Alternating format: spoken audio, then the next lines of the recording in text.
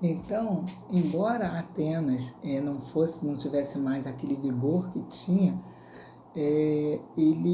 ela ainda estava ali bem estruturada. Tinha muitas escolas de pensamento, tinha faculdades, tinha prédios muito imponentes, né? Pessoas assim muito inteligentes, capacitadas. Então ela ainda tinha uma bela comércio, né? Indústria muito bem é, muito bem estruturada. Então o apóstolo Paulo foi pregar justamente ali.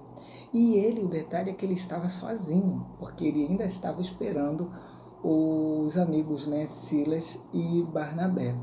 E aí ele foi pregar na sinagoga, porque a palavra diz primeiro do judeu, depois do grego. Então ele foi pregar lá nas sinagogas, e aqui diz aqui, dialogando com judeus e gentios tementes a Deus, porque ele seguia o método apostólico. E uma outra coisa também que fala da proclamação do evangelho. Na sinagoga, está dizendo aqui, ó, além da sinagoga, ele foi também para a Ágora, que era uma praça política e intelectual, né? Então, o apóstolo Paulo, ele todos os dias, diz aqui, ó, diariamente ele ia para lá disputar com os filósofos, sozinho, num lugar estranho, pregando a palavra, né? E que isso fique de lição para a gente, né? No tópico 2 fala assim, os filósofos epicureus e estoicos. Está no versículo 18 e 21 do capítulo 17. Então aqui fala sobre os epicureus, que fala os epicureus, o prazer como finalidade da vida. Falando rapidamente dos epicureus, vamos lá. E vai falar sobre os epicureus, vai falar sobre os estoicos e vai falar sobre Paulo levado ao Areópago. Então, quem era Epicuro? Os epicureus veio de onde?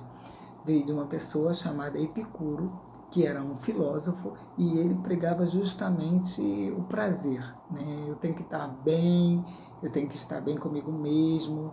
Eles não acreditavam em Deus, então para eles morreu, acabou. Essa era a linha de pensamento deles, né? E o apóstolo Paulo, e aqui também ele falava dos estoicos, né? Os estoicos, eles pensavam como que eles pensavam? Eles valorizavam a razão, valorizavam virtudes e o autocontrole. Defendia que o homem deveria se submeter ao destino e controlar suas emoções.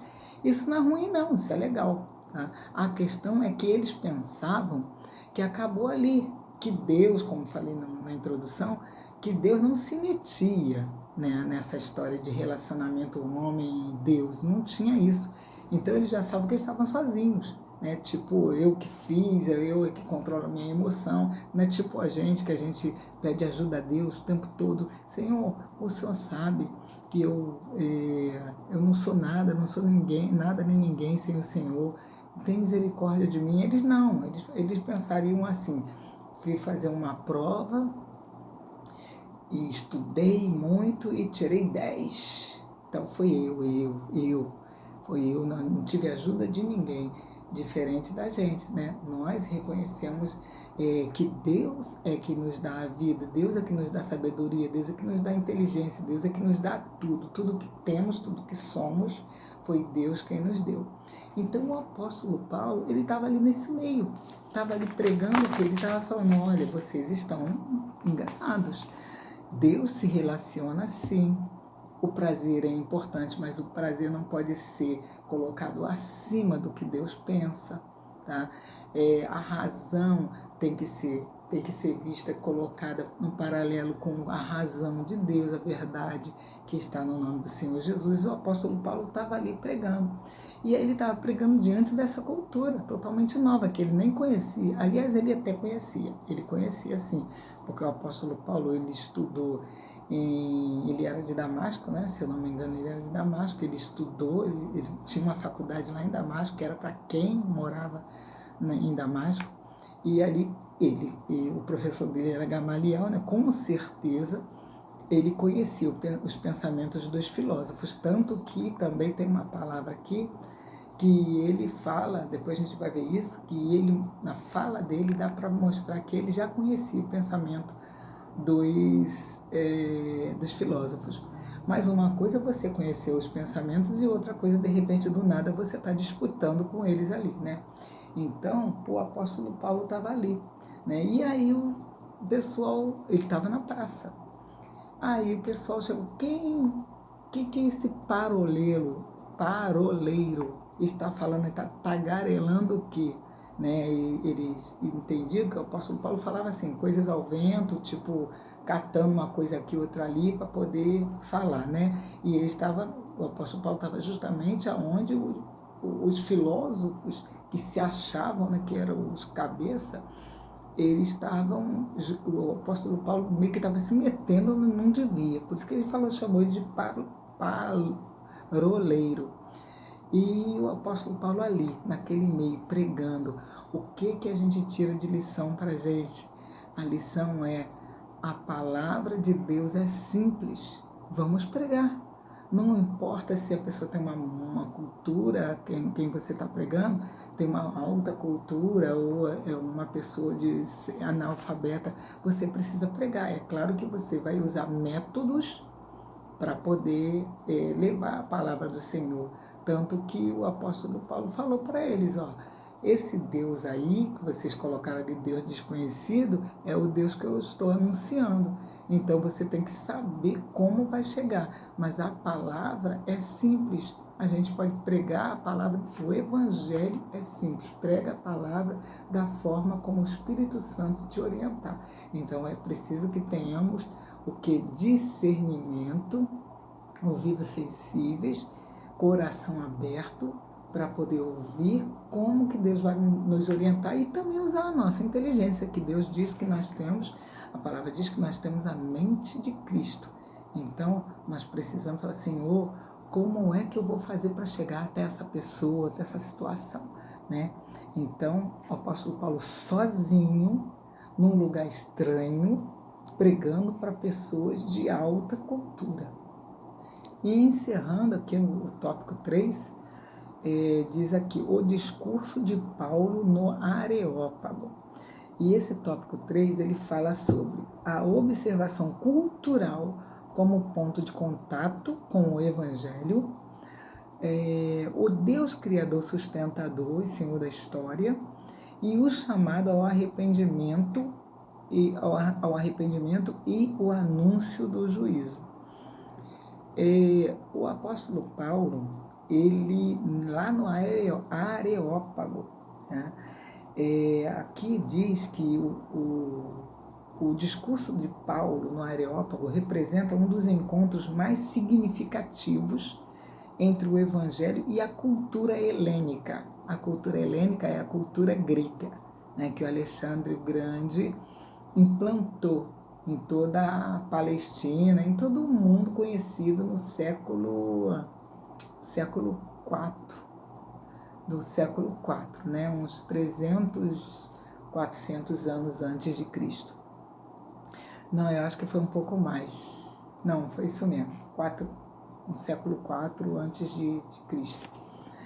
Então, com sabedoria e sensibilidade espiritual, o apóstolo não inicia com ataques, mas constrói pontes.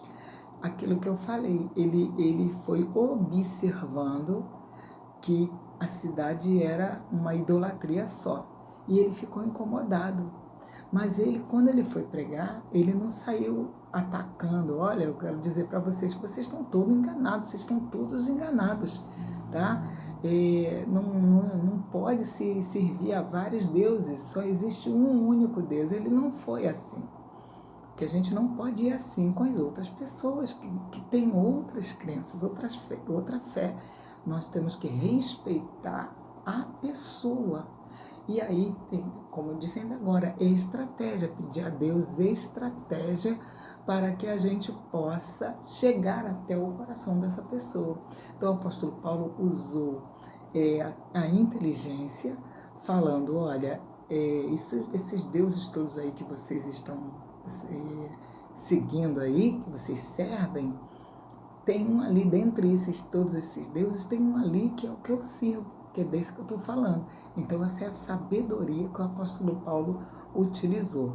E aí ele falou, no tópico 2, ele diz, esse daí é o Deus sustentador e Senhor da história, ele que comanda tudo. Ele diz que a terra foi criada por ele, é ele que sustenta, é ele que nos alimenta, é ele que nos faz viver, é ele que nos dá tudo que nós precisamos, a sabedoria, a sagacidade, tudo vem com ele. E ainda diz aqui que as nações, elas devem se curvar a esse Deus que eles disseram lá. Esse é o Deus desconhecido.